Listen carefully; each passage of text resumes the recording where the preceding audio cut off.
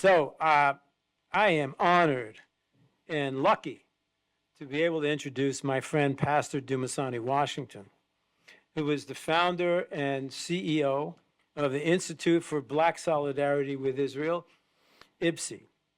Before that, he was the outreach director of the over 10 million member Christians United for Israel. Dumisani is a pastor and an author. I love his books. You would be very, very lucky if you ever got a chance to hear this man preach.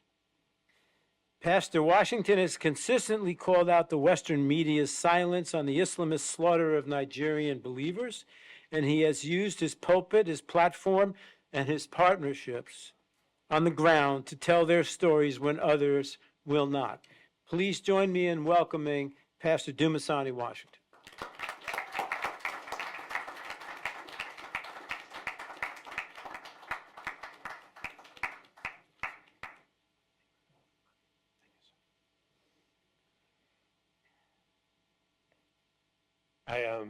I'm grateful to be here this afternoon along with my friends and colleagues, and I'll be brief. Pastors and rabbis are long-winded. I'll attempt not to do that.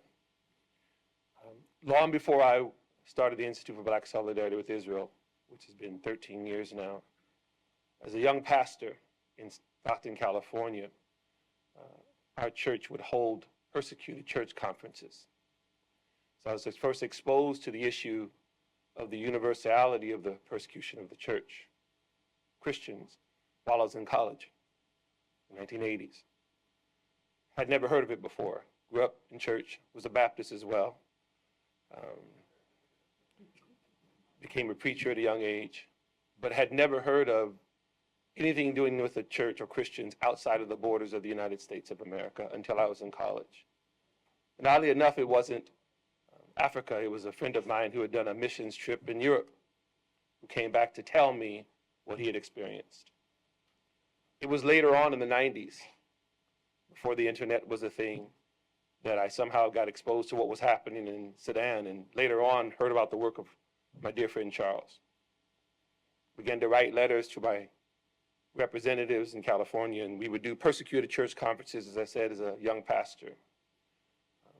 And of the many things that I found in doing the work were the parallels between what our brothers and sisters, particularly in Africa, were going through, and much of what would happen here earlier in history where the African American community was concerned.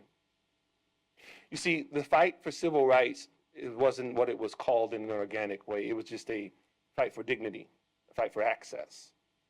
Whether you're talking about the beginning of the 1900s or the beginning of the NAACP or the 50s and 60s, which are often the glory days. What often would happen is that those black leaders, who were often pastors, teachers, workers, were fighting for access. They were fighting for the right to be able to live, to educate, to do. And the fight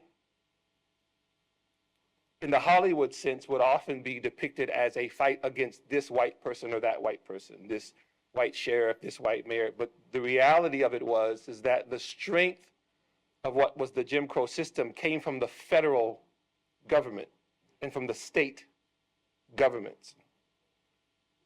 The lynch laws that had to be enacted, which should have been manifestly evident within the Constitution, had to be inserted because they did not apply to black people. And on and on. Hence the fusion of the black and the Jewish alliance, because if anyone knew what the black folks were going through, Jewish people did. I say that for this reason. It was 2014, Bring Back Our Girls, when our organization that had only started the year before began to speak out, because long before the Institute for Black Solidarity with Israel was formed, I was already an advocate for what was going on with my Christian brothers and sisters in Africa, years before. The two things got fused. You don't have time, I don't have time to do that today, but suffice to say, that as we followed the story, we recognized that the horror that was Boko Haram, the Fulani herdsmen, and other, had another backstory when it came to the United States of America. See, this was the Obama administration, and I came up not so much in a civil rights leader's home, but definitely in my parents, particularly my mom had a big mouth, so I have it as well. I tend to say what I'm thinking. That's not always the best thing to do, but I found that it lets me sleep at night. What we found was that Boko Haram was being covered for by the then State Department led by Hillary Clinton and then by John Kerry. See, our government was well aware of what was going on with Boko Haram. And when Nigeria, then under Goodluck Jonathan, who I'm not advocating for, I'm an American. I know I look Nigerian. Most of my DNA is Yoruba, but I was born in this country, yeah, in the house here. So our organization began to speak out. We began to speak out about the duality and the duplicitousness of the American government in aiding and abetting terrorists that were destroying Nigerian Christians. Well, people thought we were being partisan. I am a registered independent. I speak to power to either party. I don't care who's in office. I try to do it respectfully, but I'm also a pastor. And we underscored the need for there to be accountability. As a matter of fact, our State Department at that time refused to list Boko Haram as a terrorist organization until Bring Back Our Girls, and they were shamed into doing so. President Obama's wife held up a hashtag, Bring Up Our Girls, although he knew exactly what was going on. And the girls were never brought back, by the way. As a matter of fact, a couple of them have been sent back as suicide bombers just a couple of years ago. We were monitoring this whole thing. So when the first Trump administration came in, we applauded his willingness to be the first president in decades to actually speak of Christian persecution in office. When then newly elected President Buhari was in DC, he said to him, "Why are you persecuting Christians?" Likewise, we have been critical of the current administration for not so much the silence, but for this part here. One of the things that's not spoken of the several elephants in the room, is some of the funding for the terrorism. You cannot be an effective terrorist without the money. AK-47s cost lots of money. IEDs cost money. And there are top terrorism producers that unfortunately are not being held into account by the most powerful government in the world.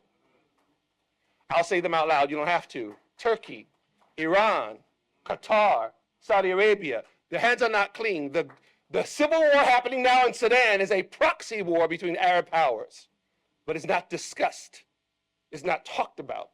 And who's paying for it? The Christians that we are coming out. So I leave you with this. Speak truth to power is not just a phrase. The reason I reference the civil rights community from which I descended is that in order for them to do what they had to do, say what they had to say, they ruffled feathers and were often targeted, attacked. If we in this room will be effective in quelling this violence, we too will be targeted. We too will be attacked.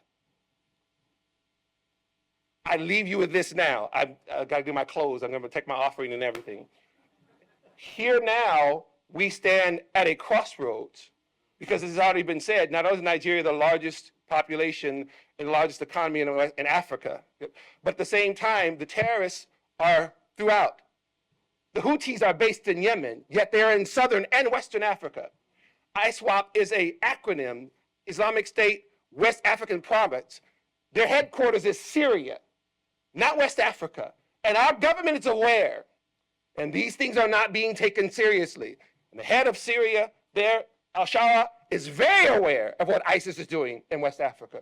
These are the dots that are connected, that are affecting everything that's happening. We must take our opportunity as the citizens of the most powerful nation in the world and hold whatever administration accountable, Republican or Democrat, to make sure that the blood is not on our hands. Thank you.